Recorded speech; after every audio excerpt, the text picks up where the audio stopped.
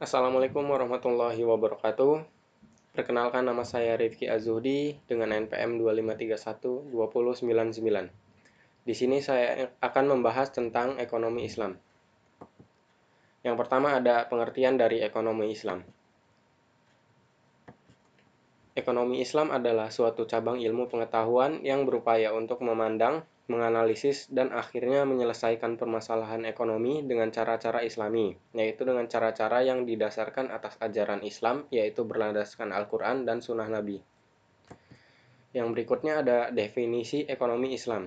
Ekonomi Islam adalah ilmu sosial yang mempelajari masalah ekonomi masyarakat yang diilhami oleh nilai-nilai Islam atau manan. Dan ekonomi Islam adalah suatu upaya yang sistematik untuk memahami masalah ekonomi dan perilaku masyarakat dalam perspektif Islam, yaitu dari Khursyid Ahmad. Sedangkan ekonomi Islam adalah tanggapan para pemikir Muslim atas berbagai tantangan ekonomi. Dalam hal ini didasarkan pada Quran dan Sunnah di samping alasan dan pengalaman, dari N. Siddiqi. Sedangkan dari Hasanus Zaman, ekonomi Islam adalah suatu ilmu dan penerapan hukum syariah yang melindungi ketidakadilan dalam kaitan dengan upaya pencapaian kesejahteraan manusia dan pelaksanaan ibadah kepada Allah. Yang berikutnya ada tujuan ekonomi Islam. Tujuan ekonomi Islam yaitu yang pertama untuk meningkatkan ekonomi lebih makmur, berikutnya ada menciptakan ekonomi yang adil dan merata, dan selanjutnya mewujudkan perekonomian yang stabil, mewujudkan perekonomian yang serasi, dan mewujudkan perekonomian yang menjamin kemerdekaan produksi, serta menciptakan ekonomi umat yang mandiri. Berikut ini ada prinsip atau nilai dasar ekonomi Islam, yaitu didasarkan dari tauhid, keadilan, kenabian, dan hasad dan ma'ad atau hasil. Yang pertama dari kenabian yaitu siddiq atau jujur, berikutnya ada amanah atau dipercaya, fatoha atau cerdas, dan tabligh atau menyampaikan. Berikutnya yaitu lembaga-lembaga ekonomi Islam di Indonesia, yaitu Bank Umum Syariah, Asuransi Syariah, Lembaga Gadai, dan BMT atau Baitul Ma'al wa Tammil, dan Pasar Modal Syariah. Sedangkan untuk perbankan syariah yaitu Bank Syariah dibagi menjadi dua, Bank Umum Syariah dan Bank Pembiayaan Rakyat Syariah. Sedangkan untuk bank umum konvensional yaitu unit usaha syariah dan sistem konvensional. Berikutnya yaitu pengertian bank syariah. Bank yang melaksanakan kegiatan usaha secara konvensional atau berdasarkan prinsip usaha syariah yang dalam kegiatannya memberikan jasa dalam lalu lintas pembayaran. Sedangkan prinsip syariah sendiri yaitu pasal 1 butir 13 Undang-Undang Nomor 10 Tahun 1998. Prinsip syariah adalah aturan perjanjian berdasarkan hukum Islam antara bank dan pihak lain untuk penyimpanan dana dan atau pembiayaan kegiatan usaha atau kegiatan lainnya yang dinyatakan sesuai dengan syariah. Yaitu 5 prinsip bank syariah, yaitu prinsip bagi hasil atau mudharabah, prinsip penyertaan modal atau musyarakah, dan prinsip jual beli barang dengan memperoleh keuntungan murabahah. Sedangkan untuk berikutnya pembiayaan barang modal berdasarkan prinsip sewa murni tanpa pilihan atau ijarah, dan pilihan pemindahan kepemilikan atas barang yang disewa dari pihak bank oleh pihak lain, yaitu ijarah wa itikna. Sedangkan peran bank syariah sendiri yaitu turut berperan dalam menunjang pembangunan ekonomi bangsa Indonesia, terutama melalui upaya peningkatan peranan pengusaha muslim dalam perekonomian nasional dan bertindak sebagai katalisator sebagai pengembangan lembaga-lembaga keuangan syariah di Indonesia.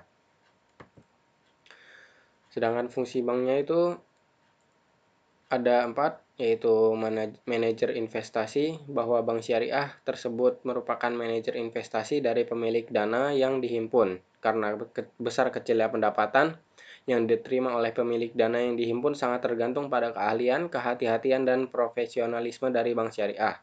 Sedangkan jasa keuangan yaitu bank-bank Islam juga menawarkan berbagai jasa-jasa keuangan lainnya untuk memperoleh imbalan atas dasar agensi kontrak atau sewa. Contohnya meliputi letter of guarantee, wire transfer, letter of credit, dan lain-lain. Untuk dari segi investor, investasi yang sesuai dengan syariah tersebut meliputi akad murabahah, sewa-menyewa atau leasing, musyarakah, akad mudarobah, akad salam atau istisna, dan pembentukan perusahaan atau akuisisi pengendalian atau kepentingan lain dalam rangka mendirikan perusahaan, memperdagangkan produk, dan investasi atau memperdagangkan saham yang dapat diperjualbelikan. Untuk fungsi sosialnya, konsep perbankan Islam mengharuskan bank-bank Islam memberikan pelayanan sosial apakah melalui dana qard, yaitu pinjaman kebajikan atau zakat, dan dana sumbangan sesuai dengan prinsip-prinsip Islam. Berikutnya ada kajian terhadap asuransi. Pemahaman terhadap asuransi konvensional adalah haram yang terkandung dalam unsur gharar, maisir, dan riba. Yang pertama dari unsur gharar terdapat pada bentuk akad atau perikatan yang melandasi penutupan polis. Akad yang terdapat pada asuransi konvensional dikategorikan sebagai akad tabaduli atau akad pertukaran, yaitu pertukaran pembayaran premi dengan uang pertanggungan. Unsur gharar ini juga terdapat pada sumber dana pembayaran klaim pada asuransi konvensional adalah tidak jelas asalnya. Sedangkan untuk unsur maisir terjadi apabila peserta asuransi atau pemegang polis membatalkan kontraknya pada masa reversing period. Ia tidak akan menerima kembali uang yang telah dibayarkan kecuali sebagian kecil saja, biasanya kurang dari 5%. Untuk unsur riba terkandung dalam melakukan usaha dan investasi yang menggunakan sistem bunga, terutama oleh bank-bank konvensional dan funds manager companies. Sedangkan definisi pegadaian syariah atau rahan menjadikan suatu benda berharga dalam pandangan syara sebagai jaminan hutang dengan kemungkinan hutang tersebut bisa dilunasi dengan barang tersebut atau sebagainya. Berikut ini yaitu rukun dan syarat pegadaian syariah. Ada yaitu rahin, murtahin, dan marhun. Rahin sendiri yaitu orang yang menggadaikan, murtahin yaitu orang yang menerima gadai, dan marhun yaitu barang jaminan. Untuk marhunnya sendiri yaitu syaratnya mempunyai nilai menurut syariat, harus ada pada waktu akad, dan harus bisa diserahkan seketika kepada murtahin atau wakilnya. Dan marhun atau dain hutang yaitu harus jelas rahin dan murtahin, harus tetap dapat dimanfaatkan, dan harus lazim atau mengikat pada waktu akad. Untuk ijab dan qabul pernyataan gadai dari para pihak, yaitu keduanya jelas mengungkapkan keinginan untuk akad rahan, dan kesesuaian qabul dengan ijab, masing-masing orang yang berakad mengetahui maksud lawannya, dan persambungan qabul dengan ijab dalam majelis akad. Berikutnya yaitu pengertian Baitul Mal wa Tamwil atau BMT. Menurut Hasan dan Hasan Ali, BMT adalah lembaga keuangan mikro yang dioperasikan dengan prinsip bagi hasil atau syariah, yaitu menumbuh kembangkan bisnis usaha mikro dan kecil dalam rangka mengangkat derajat dan martabat serta membela kepentingan kaum fakir miskin. Ditumbuhkan atas dasar prakarsa dan modal awal dari tokoh-tokoh masyarakat setempat dengan berlandaskan pada sistem ekonomi yang salam, yaitu keselamatan, atau berintikan keadilan, kedamaian, dan kesejahteraan. Sedangkan menurut Heri Sudarsono, BMT yaitu lembaga yang mengarah pada usaha-usaha pengumpulan dan penyaluran dana yang non-profit seperti halnya zakat, infak, dan sodakoh. Sedangkan fungsi BMT sendiri yaitu Baitul Ma'al atau bait rumah dan ma'al harta, menerima titipan dana zakat, infak, dan sodakoh serta mengoptimalkan distribusinya sesuai dengan peraturan dan amanahnya. Sedangkan untuk Baitul Tamwil, yaitu bait untuk rumah, at-tamwil dengan pengembangan harta, melakukan kegiatan atau pengembangan usaha-usaha produktif dan investasi dalam meningkatkan kualitas ekonomi pengusaha mikro dan kecil, terutama dengan mendorong kegiatan menabung dan menunjang pembiayaan kegiatan ekonominya.